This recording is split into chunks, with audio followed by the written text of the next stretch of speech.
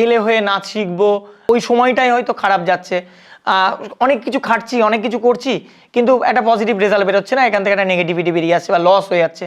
Hi everyone, I am here with another episode. I am having a very special guest in my studio today.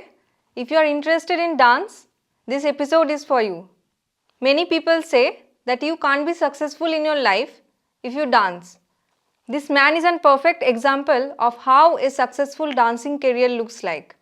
Please watch it till the end. I hope you all will like it.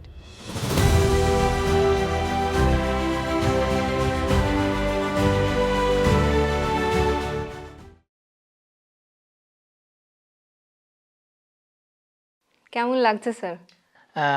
খুব সুন্দর লাগছে, নতুন পরিকল্পনা, জেলা স্তরে এত সুন্দর একটা অনুষ্ঠান।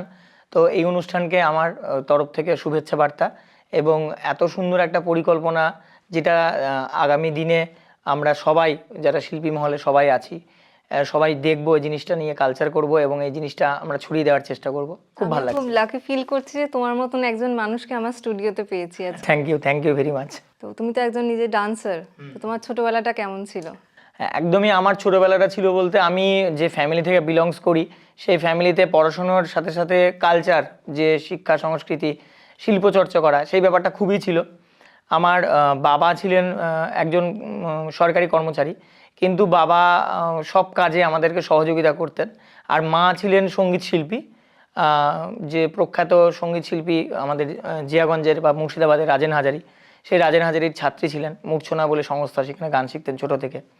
এবং ক্রমশ বড় হওয়ার সময় আমি দেখেছি যে মা লেখালেখির সাথে জড়িত হন। উনি প্রবন্ধ রচনা থেকে আরম্ভ করে আবৃত্তি, ছড়া, বিভিন্ন রকম বই, অনেক রকম বই লিখেছেন। এবং বহরমপুর বইমেলা, কলকাতা বইমেলা, শান্তিনিকেতনে, এবং মার লেখা বই বাংলাদেশে প্রকাশ হয়েছে। শুধু পশ্চিমবঙ্গের মধ্যে না, পশ্চিমবঙ্গের বাইরে অনেক জায়গায় গেছে। তো ধীরে ধীরে ধীরে ধীরে কালচারের সাথে জড়িত ছিলাম ছোটো থেকেই। তো তারপরে আমার প্রথম ছোটোবেলায় 3 বছর বয়সে একটা স্কুলে, যে স্কুলে আমি পড়তাম, সরস্বতী শিশু মন্দির, কাশিমবাজারে লাধুরাম তোষনিয়াল, সেই স্কুলে পড়া অবস্থায় আমি প্রথম স্টেজ করি, এবং সেখান থেকে আমার নাচের জার্নি শুরু। এবং এখন 2024 সালে আমাদের নটরাজ সংস্থা 24 বছর পূর্তি হয়ে গেছে। তো এরকম জায়গায় দাঁড়িয়ে আমাদের অনেক ব্রাঞ্চেস এবং অনেক ছাত্রছাত্রী, তো এটা আমার একটা স্বপ্ন পূরণ হয়েছে, একটা আনন্দের বিষয় আমার কাছে। এখন তো গোটা সোসাইটি ছুটছে ডাক্তার, ইঞ্জিনিয়ার হওয়ার পেছনে, তো তুমি কি করে ইনফ্লুয়েন্স হলে ডান্সার হতে? হ্যাঁ, একদমই তাই। অ্যাকচুয়ালি ছোটোবেলা থেকে আমি যখন ওই একদম ছোটো ছিলাম, 3 বছর বয়সে আমার প্রথম মঞ্চ করা। তারপরে আমি পড়াশুনোতেও আমার গ্র্যাজুয়েশন হয়েছে, বিএসসি এমএসসি করেছি, এবং আমি একটা বড় একটা সরকারি অফিসে বর্তমানে কর্মরত। সেটা অনেকেই জানে না, তো যাই হোক। তো নাচে জন্ম, নাচে মৃত্যু, এরকমই আমার সাথে নাচের সম্পর্ক। রক্তে যেরকম অক্সিজেন মিশে থাকে, আমার জীবনে বা আমার অস্তিত্বের মধ্যে, আমার সত্তার মধ্যে সেরকমই নাচ মিশে আছে। তো সেরকমই ছোটো থেকেই আমি যে সাংস্কৃতিক পরিকাঠামো পেয়েছি বাড়িতে, সেই কালচারাল অ্যাক্টিভিটির মধ্যে মানুষ হয়েছি ছোটো থেকে। এবং সেইখান থেকেই আমার নাচের ভালোবাসা, এবং নাচ আমাকে এমন একটা জায়গায় নিয়ে এসছে, একটা আলাদা পরিচিতি দিয়েছে। শুধু জেলা স্তরে না, রাজ্য স্তরে না, টিভি চ্যানেলেও আমি প্রচুর কাজ করেছি, আমার ছাত্রছাত্রীদের কাজ করানোর সুযোগ পেয়েছি, যেখানে যার মাধ্যমে আমি নৃত্য জগৎ, অভিনয় জগৎ বা মডেলিংয়ের জগতে একটা পরিচিতি পেয়েছি। তো এটা আমার কাছে একটা বড় প্রাপ্তি। তাই এই জায়গাটাতেই আমার নাচকে ভালোবাসা। তোমার প্রথম গুরু কে ছিলেন? আমার প্রথম গুরু, আমি কত্থক শিখি, তো কত্থকের প্রথম গুরু ছিলেন রেশমি দেবরায়, রেশমি দত্ত এখন বর্তমানে, মানে সুফিদি। উনি এখন নর্থ বেঙ্গলে থাকেন। কাশিমবাজারে আমরা থাকতাম, ওখানেই দিদির কাছে প্রথম হাতে করি। মানে 3 বছর বয়স, 4 বছর বয়স থেকে একদম আমি মাধ্যমিক 8-9-এ যখন পাস আউট করি, না দিয়ে মাধ্যমিক দিই, তখন দিদির বিয়ে হয়ে যায়, নর্থ বেঙ্গলে চলে যায়। তো উনি হচ্ছেন আমার প্রথম গুরু। তুমি তো বললে তোমার 3 বছর বয়সে প্রথম স্টেজ পারফরমেন্স, তো তখন তোমার কিরকম লাগছিল স্টেজে উঠে? হ্যাঁ, এখন 3 বছর বয়সে স্টেজে উঠে একটু নার্ভাস ফিল প্রথম ছিল, তবে ছোট ছিলাম তখন, যেরকম মানে খেলাধুলার মধ্যে জিনিসটা হয়ে গেছে, প্রথমে বুঝতে পারিনি। প্রোগ্রাম করতে হবে, সবাই মিলে বন্ধুরা আনন্দ করছি, মনে হচ্ছে স্টেজে খেলা করছি, এরকমই একটা ফিলিং ছিল। কারণ 3 বছর বয়সের স্মৃতি খুব আবছা আছে।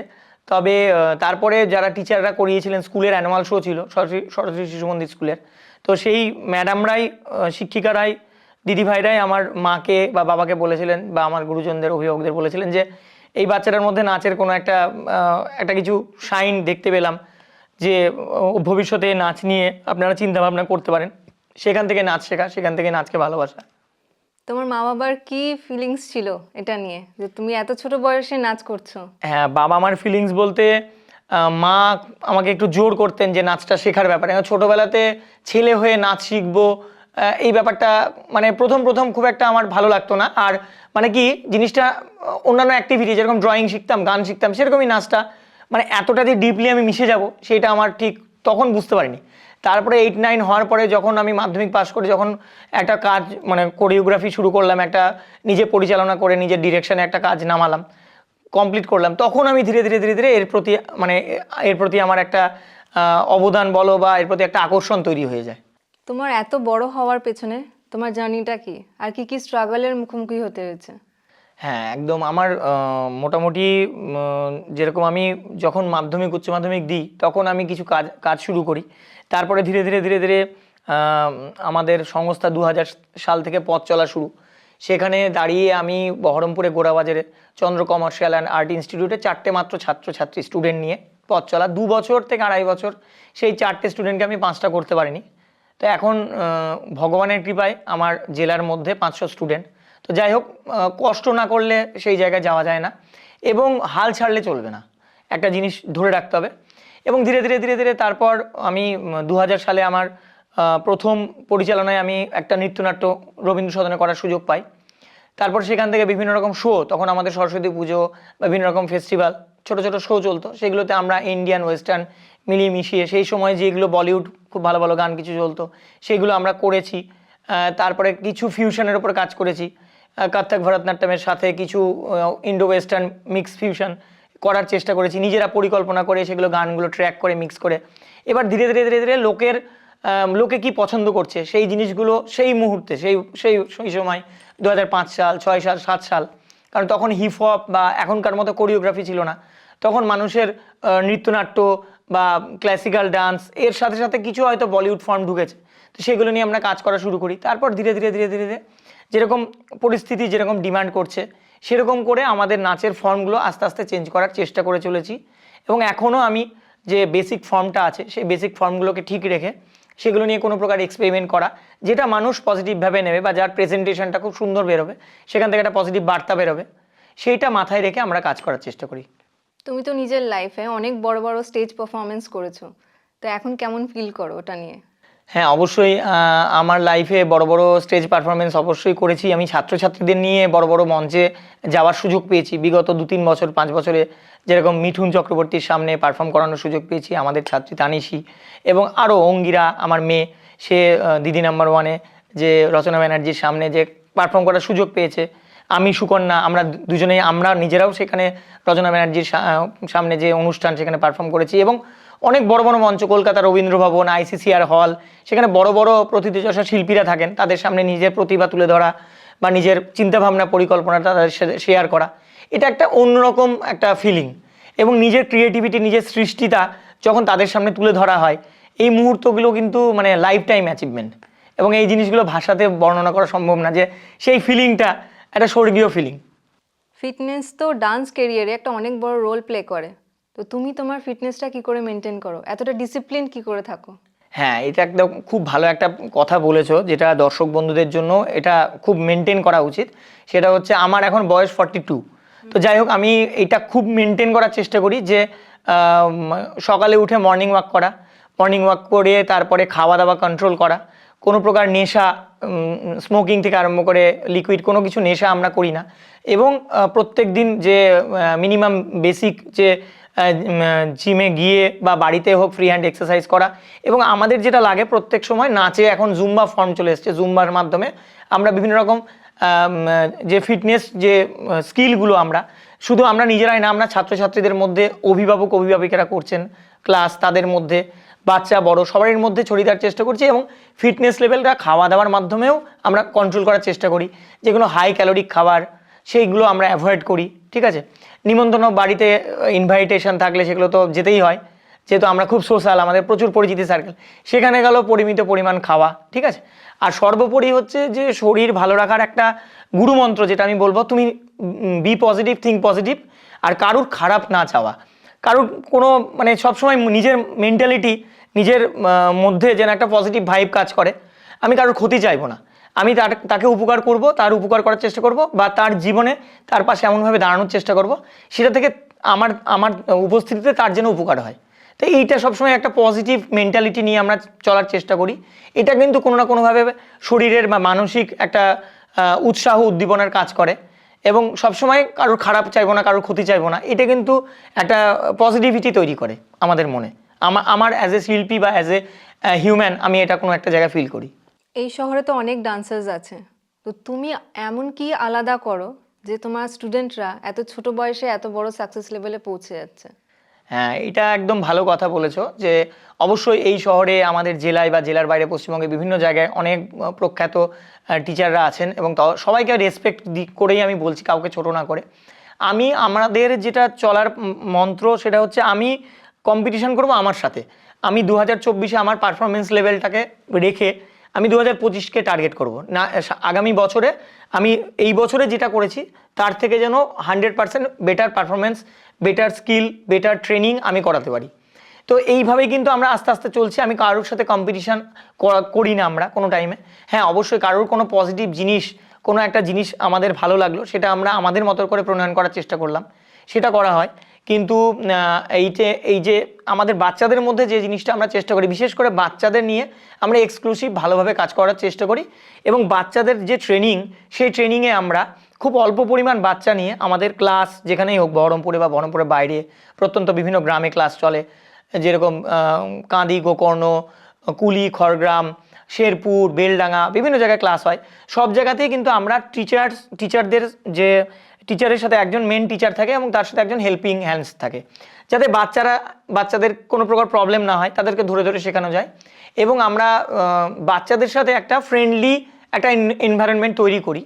কারণ বাচ্চারা প্রথম যখন শিখতে আসছে, আমার কাছে কোনো অভিভাবক আসে, তাকে আমি প্রথম দিনই বলি যে বাচ্চাকে বলবেন যে একটা মজার জায়গায় যাচ্ছি, স্কুল বা একটা ভয়ঙ্কর কিছু একটা ব্যাপার, সেই ব্যাপারটা যেন তারা ফিল না করে।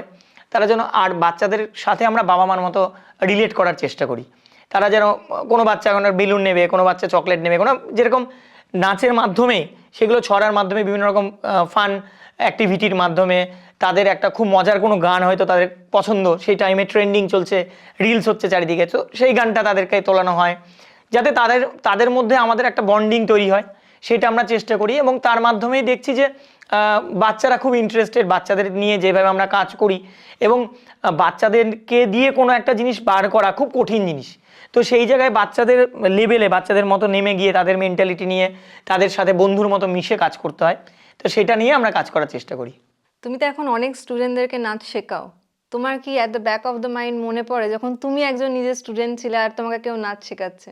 হ্যাঁ, একদমই তাই। আমার একদম মনে পড়ে, আমি কলকাতাতে থাঙ্কুমণি কুট্টি আন্টির কাছে যেতাম নাচ শিখতে, ওয়ার্কশপ করেছি মালবিকা সেনে, পণ্ডিত বিরজু মহারাজ, তো এই শাশ্বদিদি, তো অনেক প্রতিভাশালী শিল্পীদের, আমাদের কবির সেন বরাট, ক্যালকাটা কয়ারের সৃজনশীল নৃত্য ওনার কাছে শিখেছি, সোমনাথদার কাছে শিখেছি। তো কোনো একটা জায়গাতে অবশ্যই টিচাররা কিন্তু আমাদেরকে প্রচণ্ডভাবে মোটিভেট করেন, এবং এই যে গুরু যাদের নাম আমি বললাম, তারা প্রত্যেকে নিজেদের জীবনে নিজেদের যে স্কিল, নিজেদের কেউ কথা, কেউ কন্টেম্পোরারি, বিভিন্ন রকম ফর্মে একদম প্রতিযোগিতা, মানে তাদের উপরে কোনো কথা হবে না। তো তাদেরকে দেখে অবশ্যই শেখা, তাদেরকে প্রথম শেখা হচ্ছে অ্যাজ এ টিচার না, অ্যাজ এ ম্যান তারা কেমন, একটা ভালো মানুষ হওয়াটা খুব দরকার একটা ভালো শিক্ষক হওয়ার আগে। তো সেই তাদের কাছ থেকেই শেখা যে একটা ভালো মানুষ কী করে তৈরি হোক, মানে নিজেকে তৈরি করতে পারো কোনোভাবে। আমরা যখন টিনেজার ছিলাম, টিনেজার থেকে বড় হলাম, তারপরে যে যখন আমরা এখন একটা পরিণত নৃত্যশিল্পী, তখন এই যে তাদের শিক্ষণ প্রণালী, তাদের হাঁটা চলা, তাদের জীবনাদর্শটা কিন্তু আমাদের খুব কাজ করে, খুব মনে একটা জায়গায় গিয়ে একটা পজিটিভ ভাইব তৈরি করে। এবং তাদেরকে দেখেই কিন্তু আমাদের এই যে জার্নি, যে এগিয়ে চলা, এটা অনেকটা কি বলবো, এটা অনেকটা এফেক্ট তাদের মধ্যে, তাদের যে ম্যাজিক, তাদের থেকে একটা পজিটিভ একটা ভাইব বেরিয়ে আসে, পজিটিভ একটা পজিটিভনেস বেরিয়ে আসে, যেটা থেকে আমরা মোটিভেট হই, যেটা দিয়ে আমরা আমাদের যে স্কিল, সেই স্কিলগুলো ভালোভাবে তৈরি করার এবং নিজের পায়ে দাঁড়ানোর জন্য, এবং আমাদের দেখে পরবর্তী প্রজন্মও যাতে দাঁড়াতে পারে, সেটাও আমরা চেষ্টা করি। তুমি তো নিজের জীবনে অনেক ডান্স পারফরমেন্স করেছো, তো এমন কোনো ডান্স পারফরমেন্স আছে যেটা খুবই ভালো লেগেছে তোমার, একদম মনে গেঁথে গেছে? আমাদের সাথে প্লিজ শেয়ার করো। আমাদের একটা পারফরমেন্স আছে যেটা আমরা বিগত 2000 এটা 24 সাল চলছে, 2008, 9, 10 থেকে মোটামুটি আমরা 5 বছর মতো করেছি। 2008 থেকে 2015-16 পর্যন্ত করেছি একটা নৃত্য আখ্যায়িকা আমি সেই মেয়ে। সেই আমি সেই মেয়েটা আমরা কম করে 400 থেকে 500টা স্টেজ শো করেছি। তো ওই জিনিসটা এতটাই ডিমান্ডিং ছিল, তো সেটাতে আমরা হিন্দু মুসলিম যে মৈত্রী সেই ব্যাপারটা ছিল, এবং টোটাল গল্পটা ছিল নারী কেন্দ্রিক, যে আমাদের বিগত 10 বছর 50 বছর পুরনো, পূর্বেও দেখা গেছে, বর্তমানেও দেখা গেছে, এবং আগামী জন্মেও আগামী সময়েও দেখা যাবে যে নারীদের ওপর যে সমাজের বিভিন্ন রকম অত্যাচার, বিভিন্ন রকম প্রতিবন্ধকতা যে সৃষ্টি হয়, তৈরি হয়, সেই জিনিসটাকে কিন্তু আমরা কোনো না কোনোভাবে আমাদের সমাজ নারীদের কতটা হেল্প করে, এবং কোনো একটা জায়গায় গিয়ে একটা নারীকে তার অস্তিত্ব রক্ষার জন্য এবং লড়াই করে তাকে সেই যুদ্ধে, তার জীবন যুদ্ধে জয়লাভ করতে হয়। তো এই ড্রামাটা আমরা যখন পারফর্ম করেছি, তো এই পারফরমেন্সটা আমার মনে খুব দাগ দেয়। আমি সুকন্যা এবং আমাদের সহশিল্পীরা যারা আছে, আমাদের ছাত্রছাত্রীরা সবাই, তো তাদের নিয়ে একটা প্রোডাকশন আমরা করেছি বিভিন্ন জায়গায়, কলকাতা ICCR থেকে আরম্ভ করে আমাদের মাননীয় মুখ্যমন্ত্রী এখানে এসেছিলেন, তাদের সামনে পারফরমেন্স করা, বহরমপুর রবীন্দ্র সদন, বিভিন্ন জায়গায় আমরা পারফর্ম করেছি। অলমোস্ট এটা মানে 400 থেকে 500টা শো করেছি আমরা, মানে এতটাই ডিমান্ডিং। আর কিছু পারফরমেন্স আছে যেরকম দেবাশ্রী গণেশের ওপরে একটা অ্যাক্ট করেছি আমরা, শিব এবং গণেশের ওপরে আমরা স্পেসিফিক কিছু পারফরমেন্স আমরা বিগত 4-5 বছর ধরে আমাদের অ্যানুয়াল শোতে, বিভিন্ন রকম কল শোতে আমরা পারফর্ম করছি, এবং সেগুলো খুব ডিমান্ডিং। মানে একটা শো হওয়ার পর যখন আমাদের কল শো আসে কোনো একটা অনুষ্ঠানের জন্য, তখন তারা বলে যে আপনাদের ওই পারফরমেন্সটা আমরা দেখতে চাই। তো এটা আমাদের কাছেও একটা পাওনা। আর অবশ্যই কলকাতা থেকে বিভিন্ন রকম কোরিওগ্রাফাররা আসেন এখানে, তারা বিভিন্ন রকম অ্যাক্ট, যেরকম টিভি চ্যানেলে যেরকম আপনারা দেখেন, সেরকম অ্যাক্ট কিছু আমাদের এখানে পারফরমেন্স আমাদের ছাত্রছাত্রীদের শিখিয়ে গেছেন, সেগুলো আমরা কোনোভাবে বড় জায়গায় তুলে ধরার চেষ্টা করছি। সেগুলোকে কিছু মডিফাইড করে, কিছু এডিট করে সেগুলো আমরা বড় জায়গায় করার চেষ্টা করছি। কুকুরকে নিয়ে আমরা একটা কুকুর কিন্তু আমাদের মানুষের বন্ধু, কিন্তু এরকম দেখা যায় যে যখন রং খেলা হয় হোলির টাইমে, কুকুরের গায়ে রং দিয়ে দেওয়া, বা যখন দিওয়ালি হচ্ছে তখন কুকুরের, বা দুর্গাপুজোর সময় তখন কুকুরের লেজে যেগুলো ক্র্যাকার্স যেগুলো হয়, সেইগুলো বাজি ফটকা সেগুলো দিয়ে তাদের কিন্তু মানে বিভিন্ন রকম শারীরিক অত্যাচার করা হয়। তো এইটার এগেনস্টে আমরা কিছু অ্যাক্ট আমরা তুলে ধরেছি, এবং আগামী দিনে আমরা কিছু সমাজ থেকে যে বার্তাগুলো দেওয়া হয়, সেই সামাজিক বার্তা, সোশ্যাল মেসেজ দেওয়া হবে, এরকম কিছু পারফরমেন্স আমরা বিগত দিনেও করেছি, আগামী দিনেও করব। গত বছর আমরা একটা এরকম পারফরমেন্স করেছিলাম, সেটা হচ্ছে যে একাত্ম, মানে মানুষের হচ্ছে এখন আমরা খুব দেখছি, এবং আমার কিছু বন্ধু বান্ধবের মধ্যেও হচ্ছে, সেগুলো হচ্ছে একটা বাচ্চা আছে, তার বাবা মা, তারা হাজব্যান্ড ওয়াইফ খুব ব্যস্ত, একজন বিজনেস করেন, একজন জব করেন, এবং বাচ্চা বাড়িতে থাকছে ন্যানির কাছে বা মিস কাছে, বা কোনো একটা মহিলা তার কাছে বাচ্চা থাকছে, এবং ফ্রি টাইমে বাবা মা তাদের হাতে মোবাইলটা তুলে দিচ্ছেন। ঠিক আছে, যখন বেরোচ্ছে বাবা মা থাকছে না, বা বাচ্চাও দেখছে যে তার একমাত্র রিক্রিয়েশনের জায়গা হচ্ছে সেই মোবাইল ফোন। তো মোবাইল ফোনটা দেখে সেই বাচ্চা কিন্তু মোবাইল অ্যাডিক্টেড হয়ে যাচ্ছে। এবং আমরা বিভিন্ন ডাক্তারের সাথেও আলোচনা করেছি বাচ্চাদের সাইকোলজি নিয়ে। তো ডাক্তাররা বলছেন যে বাচ্চা যদি বেশিক্ষণ, বাচ্চা বলে না, বড় মানুষও তাই, যদি বেশিক্ষণ মোবাইলে থাকে, এবং বিশেষ করে এটা বাচ্চাদের ক্ষেত্রে খুব খারাপভাবে একটা প্রতিক্রিয়া তৈরি করে, তখন তার কিন্তু মনে একটা মানে মোবাইলের প্রতি একটা অ্যাডিকশন তৈরি হচ্ছে, এবং বাবা মার কথা সে শুনতে পাচ্ছে না বা কনসেন্ট্রেট করতে পারছে না। তো এটা নিয়ে আমরা একটা কাজ করেছি, এবং এইটা কিন্তু বাস্তবভাবে অনেক ফ্যামিলিতে হয়েছে আমার দেখা। আমার কিছু বন্ধু বান্ধব আছে, সেখানে তার বাচ্চাকে যে সময় দেওয়া উচিত, মানে কোয়ালিটি টাইম বাচ্চা বাবা মার সাথে স্পেন্ড করবে, এবং ফোনটা যেন তার বাচ্চার পাশে, মানে বাবা মার জায়গাটা যেন ফোন কোনোদিনও নিতে না পারে। বাবা মাকে কোয়ালিটি টাইম দেওয়া উচিত, বাচ্চার পাশে থাকা উচিত, তাদের সাথে কথা বলা, ঘোরা, তার পরিবারের সে একটা সদস্য, তাকে নিয়ে সময় কাটানো, যে এই ব্যাপারগুলো আমরা মেসেজ বার্তা দেওয়ার চেষ্টা করেছি, এবং আগামী দিনেও আমরা এরকম সোশ্যাল বার্তা দেওয়ার চেষ্টা করব। তুমি তোমার কোরিওগ্রাফিতে ট্র্যাডিশন আর ইনোভেশনটাকে কি করে ব্যালেন্স করছো? হ্যাঁ, এটা খুব ভালো একটা প্রশ্ন। ট্র্যাডিশন বলতে আমি নিজে কত্থক কমপ্লিট করেছি, তারপর ভরতনাট্যম করেছি, এবং আমি শুরু থেকে যেরকম দেখেছি বা বড় বড় গুরুদের সান্নিধ্যে যেতে পেরেছি, সেখানে আমরা দেখেছি যে ক্লাসিক্যাল যে ফর্মটা আছে, ক্লাসিক্যাল ফর্মটা যে কোনো সাবজেক্টে, ডান্স বলে না, ড্রয়িং থেকে, আর্ট থেকে আরম্ভ করে, রিসাইটেশন থেকে আরম্ভ করে, গান থেকে আরম্ভ করে, যে কোনো সাবজেক্টে গেলেই ক্লাসিক্যাল যে ফর্ম, বেস তৈরির জন্য ক্লাসিক্যাল ফর্মটা খুব দরকার। এবং ক্লাসিক্যাল জানা থাকলে সে ভার্সেটাইল সব রকম ফর্ম করা যায়, কারণ তালের নলেজটা তার সম্পূর্ণভাবে রপ্ত থাকে এবং সেই তালের যে বিভিন্ন রকম ভেরিয়েশন, সেই ভেরিয়েশন দিয়ে বিভিন্ন রকম কাজ করা যায়।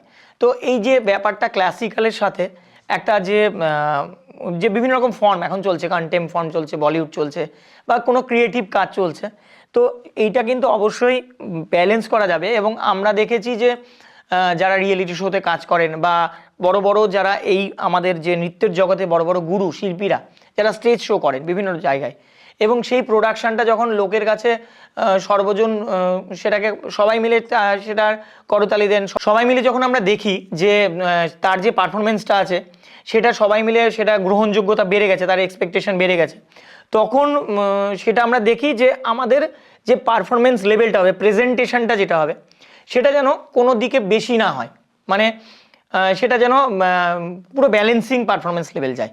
অর্থাৎ যে আমি যে বার্তাটা দিতে যাচ্ছি, কিছু পারফরমেন্স হয় যেটা হচ্ছে মানুষকে আনন্দ দেয়, ঠিক আছে, সবাই মিলে আনন্দ করছে, এনজয় করছে, এরকম একটা ব্যাপার।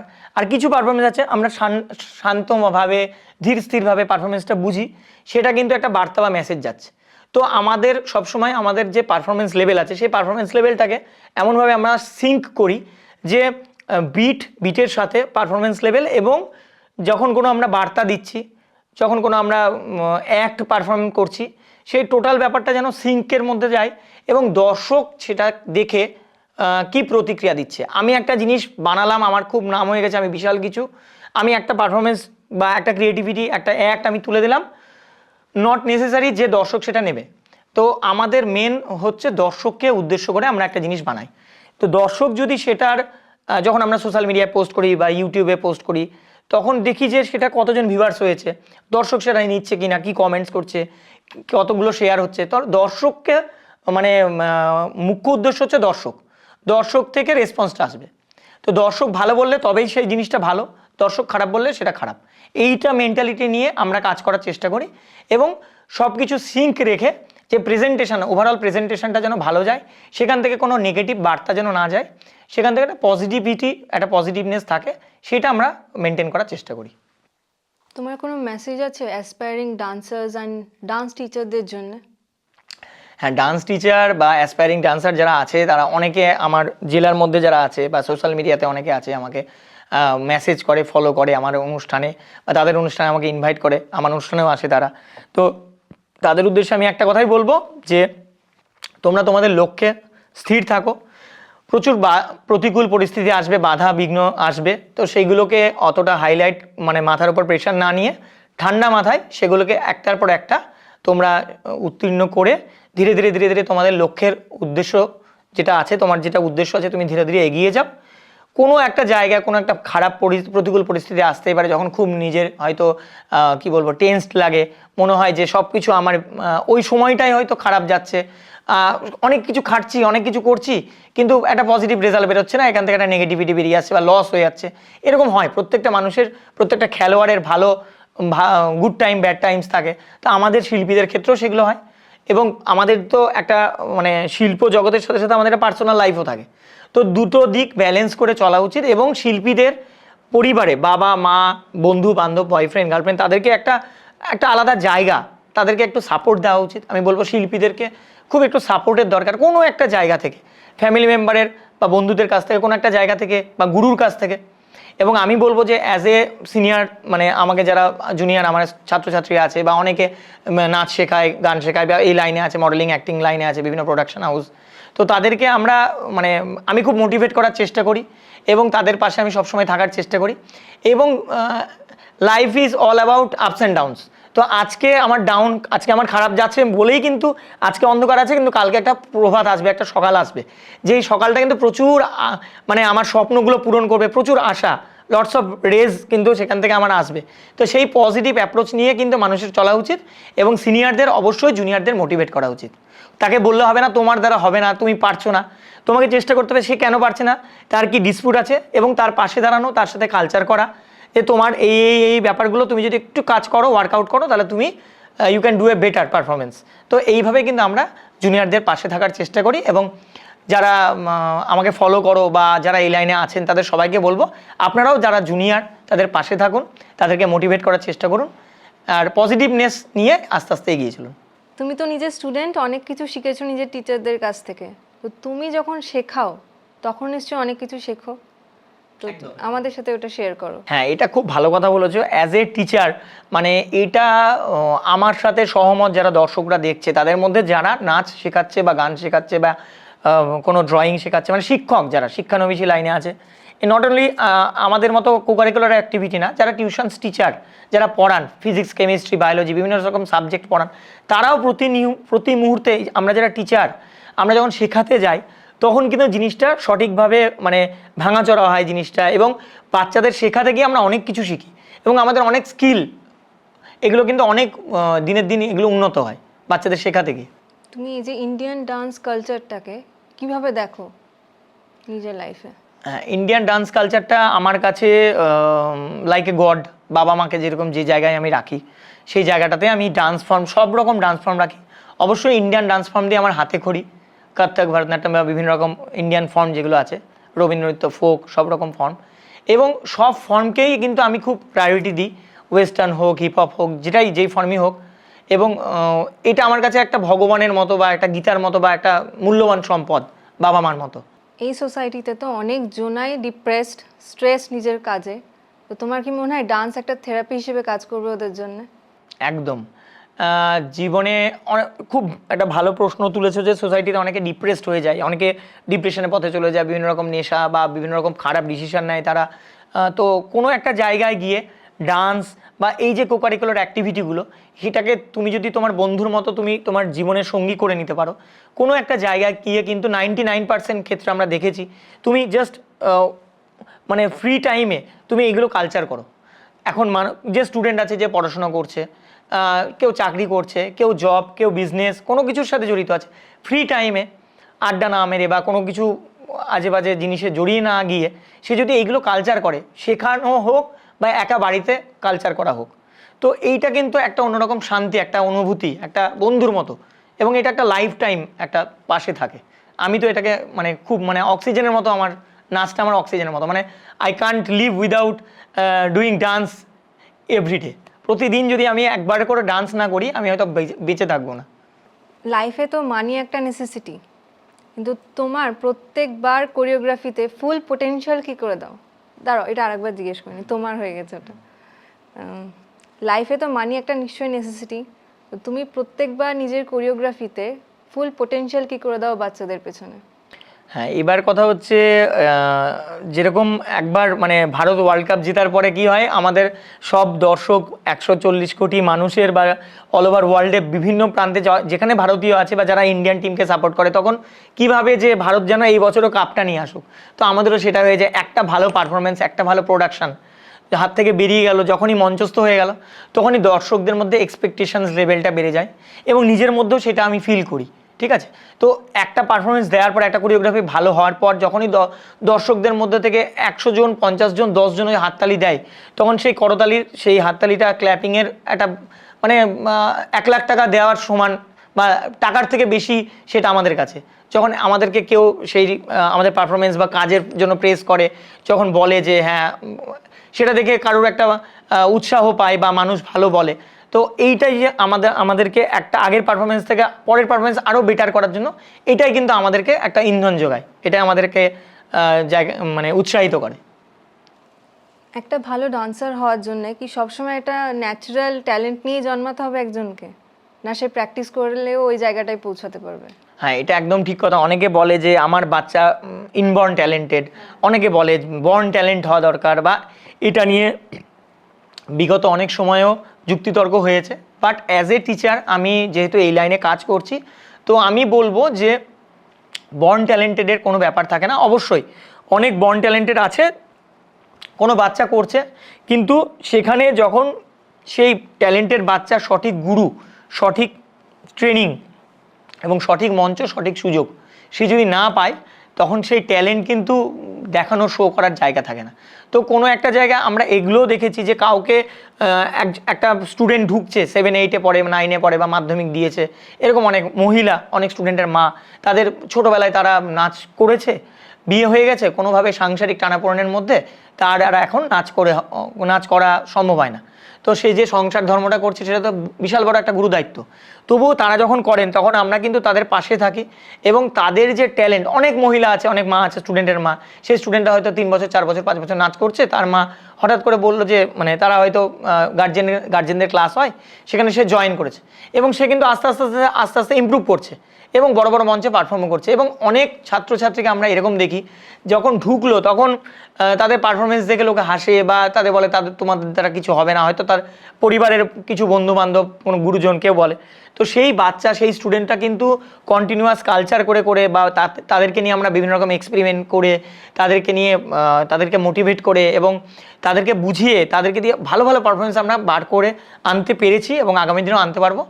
সামহাও কোনোভাবে বর্ন ট্যালেন্টের থেকেও কিন্তু মনে হয় যে সঠিক প্রশিক্ষণ, সঠিক মঞ্চ এবং সঠিক যে মাহল, যে পরিবেশ, সেই পরিবেশটা যদি পাওয়া যায়, যে কোনো শিল্পী কিন্তু তার শিল্প প্রদর্শন 200% করতে সক্ষম। তোমার অ্যাসোসিয়েশনটার নাম নটরাজ কালচারাল ইউনিট, তো নটরাজ কেন রাখলে? হ্যাঁ, এটা হচ্ছে আমার পথ চলা শুরু যখন আমি ওই গোড়াবাজারে উমা সুন্দরী পার্কের পাশে মন্দির বাড়িতে নাচ করাতাম ছোটোবেলায়। তারপরে এখানে বাহার বিউটি পার্লার আছে গোড়াবাজারে, সেখানে আমি মিষ্টু বলে আমার একটা ছাত্রী ছিল, পূজা সাহা আছে এখানে গোড়াবাজারে। তো এই 4-5 জন 7 জন 10 জন ছাত্রছাত্রী নিয়ে আমার পথ চলা শুরু। তো তখন চলতে চলতে চলতে চলতে আমি 2000 সালে যখন আমার সংস্থা রেজিস্টার্ড হয়, আমার বাবা কলকাতায় গিয়ে রেজিস্ট্রেশন করিয়ে এসেছিলেন, মনে আছে আমার। তো তখন আমি মাকে জিজ্ঞেস করলাম যে মা, মানে সংস্থার নাম কি দেওয়া যায়? তো তখন মা বলেছিলেন প্রথম কথা নটরাজ, আর 2 নম্বর কথা হচ্ছে গোটা শরীরের আমার শিবের প্রতি আমার একটা আসক্তি বা শিব ভক্ত আমি। শিবের মানে শিব ঠাকুর আমার কাছে একটা বিশাল বড়, মানে কি বলবো, বাবা মার মতো একদম, মাথার উপরে আশীর্বাদ, শিব ঠাকুরের আশীর্বাদ পেয়েছি ছোটো থেকে। তো আমি সেই জায়গা থেকে দাঁড়িয়েই আমি নটরাজ আমার সংস্থার নাম এবং ভগবানের আশীর্বাদেই নটরাজ গ্রুপ আস্তে আস্তে চলছে এবং দিনের দিন উত্তরোত্তর বৃদ্ধি পাচ্ছে। তোমার লাইফের মোটো কি? আমার লাইফের মোটো হচ্ছে পজিটিভ থিঙ্কিং করব।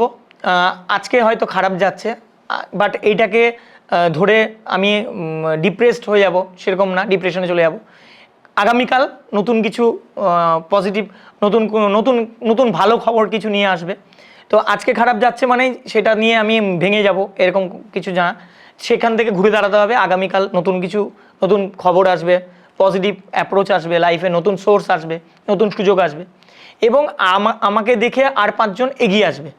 এবং এই প্রফেশনে, যে নাচের প্রফেশনে, একটা সময় মানুষ বলতো যে নাচ করে কিছু হয় না বা এই কো কারিকুলার অ্যাক্টিভিটি করে কিছু হয় না। এখন মানুষের মেন্টালিটি চেঞ্জ হয়ে গেছে। এখন আমরা দেখছি প্রচুর কোরিওগ্রাফার, প্রচুর টিচার, তারা 10টা 12টা স্কুল এবং নাচ করে অনেক বড় জায়গায় তারা গেছে, তাদের নিজের পরিবার সামলাচ্ছে, তাদের আন্ডারে বিভিন্ন ইনস্ট্রাক্টর, টিচার, ছাত্রছাত্রীরা, তারা বেশ ভালোভাবে তাদের পরিবার চালাচ্ছে। তো আমি যেন কারোর জীবনে মোটিভেশনের হিসেবে থাকতে পারি, তাকে হেল্প করতে পারি এবং এটাই আমার জীবনের উদ্দেশ্য। মানে আমি যেন কারোর জীবনে, কারোর ক্ষতি করতে না পারলেও তার যেন মানে তার পাশে যেন থাকতে পারি, তার ক্ষতি না করে।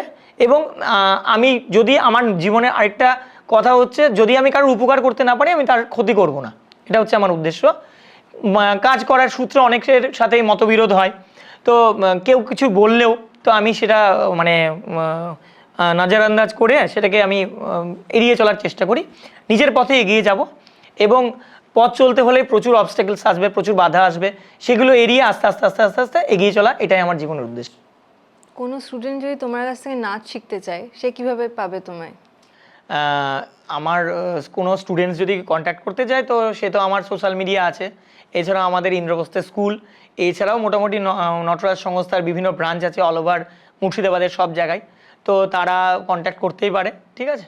আমার কন্ট্যাক্ট নাম্বার দেওয়া থাকে বিভিন্ন জায়গাতে, সোশ্যাল মিডিয়া বা কিছুতে, তারা কন্ট্যাক্ট করে নেবে, সেখান থেকে তারা কন্ট্যাক্ট পেয়ে যাবে আমার ইন্দ্রপ্রস্থে স্কুল 20 ফুটের ওখানে। Thank you sir.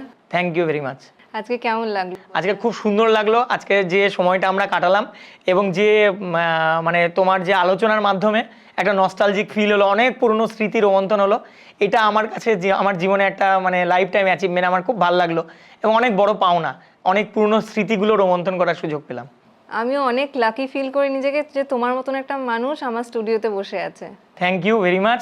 আর তুমি যে এত সুন্দরভাবে এই প্রসঙ্গগুলো তুলে ধরলে, এটার জন্য আমি মানে আজকের দিনটা আমার খুব স্মরণীয় হয়ে থাকবে। এবং এই আলোচনা, এই অনুষ্ঠানের মাধ্যমে আগামী দিনে আমাদেরকে দেখে হয়তো অনেক নতুন প্রতিভা যারা স্বপ্ন দেখছে যে এটা দিয়ে কি হবে, এটা দিয়ে কি করতে পারবো, তারা হয়তো এই পথে এগিয়ে আসবে। আমার খুব ভালো লাগলো। Thank you very much. So this was today's podcast. Tell me, how did you feel? Tell me brutally, how can I improve myself as a podcaster? Thank you for watching our video till the end.